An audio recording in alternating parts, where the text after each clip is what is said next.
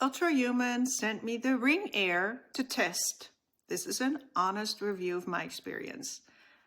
I'm Yeti, and I split my life between my farm and the Canadian Rocky Mountains. And I only keep the things in my life that actually fit into that life and in my jewelry drawer. So when Ultrahuman sent the Ring Air, I was curious and a little bit skeptical too. But in general, I love real designer watches, and I always thought that smartwatches kind of look bulky on me and a bit obvious. And I wanted something that gives me useful data, but still reads like jewelry.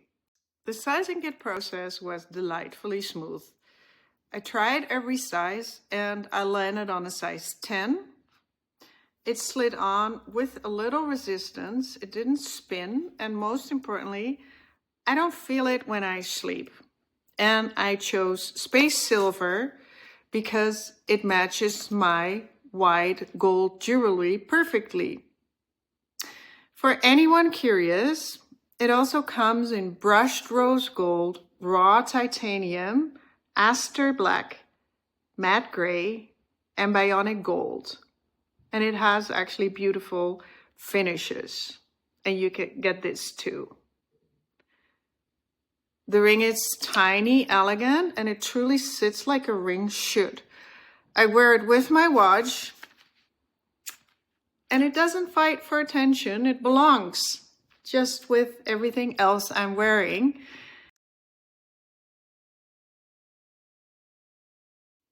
I don't really notice the ring when I'm sleeping, and actually I do sleep better than I was expecting.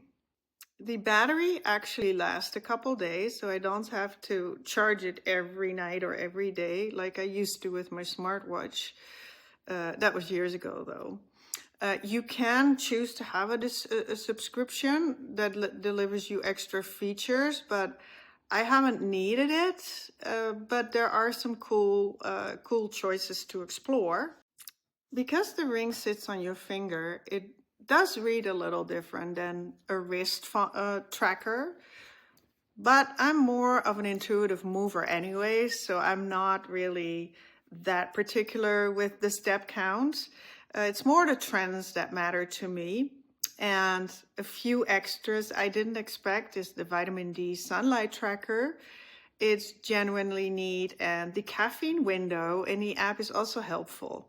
I only drink one big cup, really big, each morning, and usually decaf if I still want coffee after that. And by bedtime, my caffeine level is low, and the apps did show that, so which is reassuring for myself.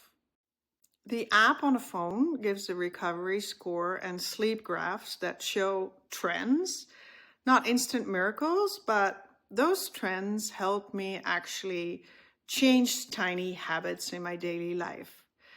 Like I can see that on the nights I do a proper wind down, my recovery actually is better than on the days I don't. And yes, I can see how wine affects my sleep. Well, it's not enough to stop me from enjoying a glass of wine now and then, but it's interesting data to watch. Movement and steps. I did a few comparisons, short walk with my phone and the ring on, and I noticed, or I find that the steps are pretty accurate for everyday movement.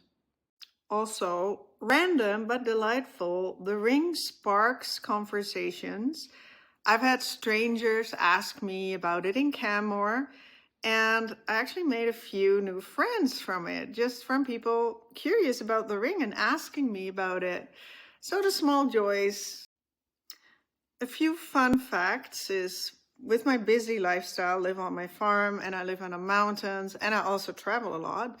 I do sleep better on my farm, I noticed, and a little bit less good and deep than in the mountains. And I think it is because the mountains are more electric in energy and more expanding and full of people, like a lot of people. I probably feel the energies. And on my farm, it's really quiet. So I have a little bit more quality sleep there, which I didn't know without the ring. All in all, I'm pretty satisfied with the ring. It has given me some helpful insights, especially around my sleep. As for the steps, I'm not really obsessed with tracking. I used to be. I used to have like watches to track my triathlon races and everything, my pace in running, biking. But I'm not doing that anymore. I'm still an active person, but I move very intuitively. And to me, that step count doesn't really matter. But it is neat to see that I am on track and that I'm not too lazy in a day, you know. And I also love the look, and yeah, I love that it's friend magic.